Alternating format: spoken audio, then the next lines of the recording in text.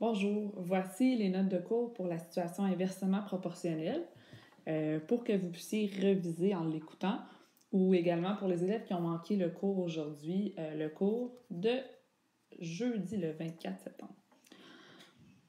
Donc, on avait parlé des situations proportionnelles dans les cours précédents.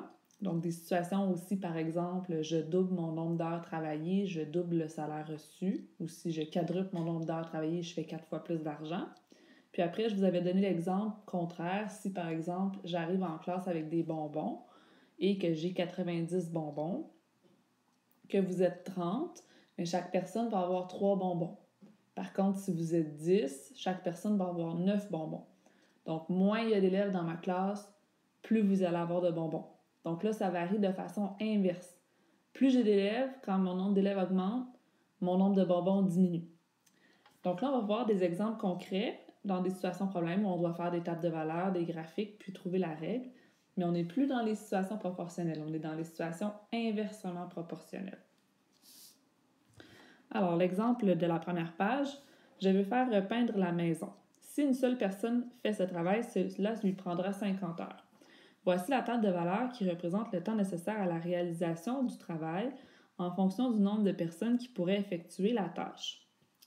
Donc, si j'ai juste une personne, on dit dans le problème que si j'ai juste une personne, ça va prendre 50 heures. Donc, si j'ai deux personnes, on se demande ça va prendre combien de temps? Bien, si j'ai deux personnes, ça va prendre moins de temps parce que elles se séparent le travail, donc chaque personne fait sa part, puis ça va plus vite. Donc, si j'ai deux personnes, en fait, ça va prendre 25 heures. Si une personne, ça prend 50 heures, deux personnes, ça va chacun leur prendre la moitié du temps, donc chacun 25 heures. Voyez-vous, quand j'ai doublé mon nombre de personnes, j'ai divisé par 2 mon nombre d'heures.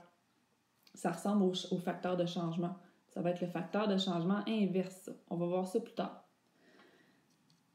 Si, par exemple, j'ai 5 personnes, bien, chaque personne va faire 10 heures. Donc, ce que j'ai fait, dans le fond, pour le trouver, c'est que j'ai fait 50 divisé par 5. Ça m'a donné 10. Je peux faire la même chose pour les prochains. 50 divisé par 10, ça fait 5. Et 50 divisé par 25, ça fait 2 heures. Si j'avais 25 personnes, ça prendrait 2 heures. Mais là, on s'entend que c'est pas très logique d'avoir 25 personnes pour peinturer sa maison. Donc, 10 personnes, 25 personnes, ça commence à être un peu trop. Mais bon, la logique, c'est ça. Ce qu'on se rend compte, c'est que si on multiplie toujours x par y, ça donne toujours la même chose. 1 fois 50, ça donne 50. 2 fois 25, ça donne 50. 25 fois 2, ça donne 50. Donc, ça donne toujours 50 quand on multiplie x par y. On appelle ça le 50 le produit constant. Hier, quand on a travaillé la proportionnalité, on parlait du coefficient de proportionnalité. Là, avec les situations inversement proportionnelles, on va parler du produit constant. Quand on multiplie le nombre de personnes par le temps, ça donne toujours 50.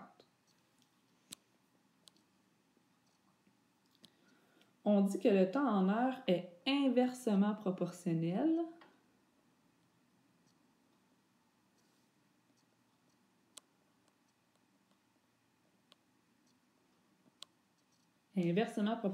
au nombre de personnes possibles. Plus j'ai de personnes, moins ça prend de temps. Ça varie de façon inverse. Ici, fois 2 divisé par 2. Une autre chose qu'on peut remarquer, c'est que si x augmente, 1, 2, 5, 10, 25, y diminue, 50, 25, 10, 5, 2. Donc, quand x augmente, y va diminuer.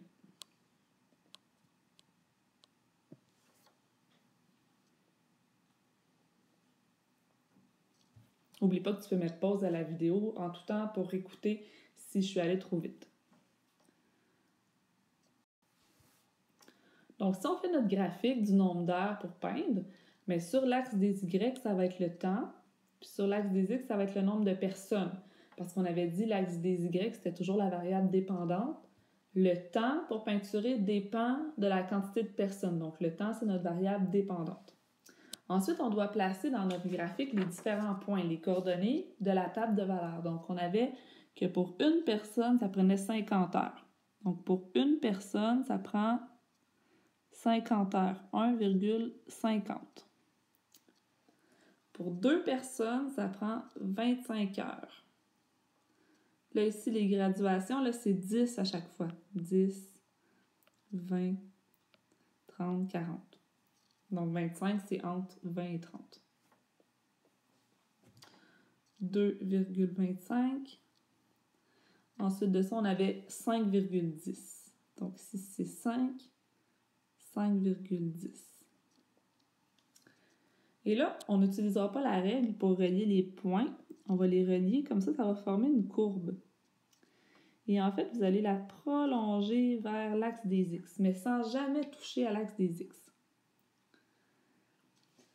Êtes-vous d'accord avec moi que si j'ai de plus en plus de personnes, disons en théorie, si j'avais 1000 personnes pour peinturer chez moi, ça prendrait de moins en moins de temps, mais ça prendrait toujours du temps.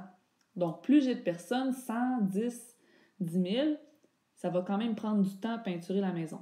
Là, on s'entend que c'est pas logique d'avoir 10 000 personnes pour peinturer à la maison. Mais plus tard, vous allez voir des contextes théoriques où peu importe la valeur de X, si elle augmente à l'infini, mais le Y ne sera jamais 0. Donc, ça ne va jamais, jamais toucher l'axe des X.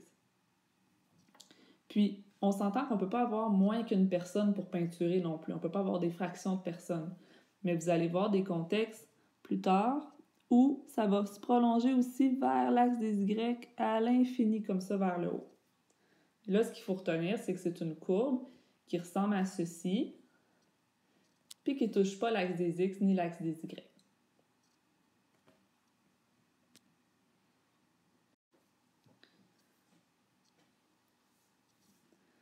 Maintenant, on parle de sa règle.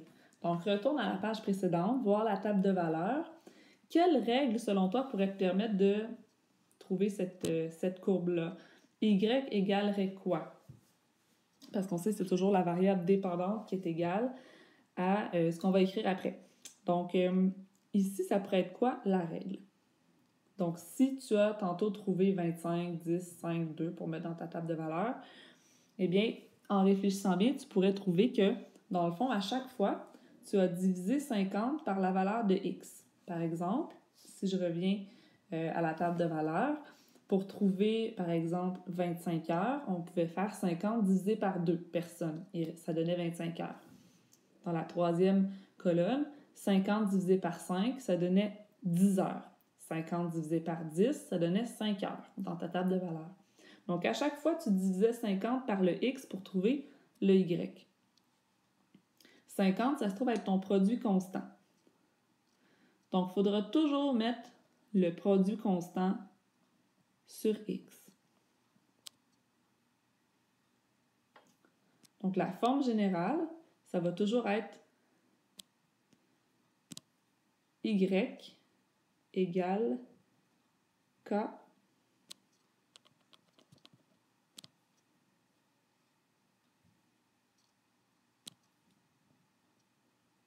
divisé par X, où K est le produit constant, Y la variable dépendante et X la variable indépendante.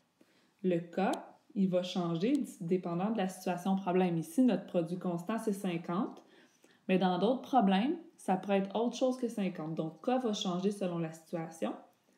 Puis oui, on utilise la même lettre que pour le coefficient de proportionnalité. Mais dans une situation de proportionnalité inverse, ça va s'appeler le produit constant.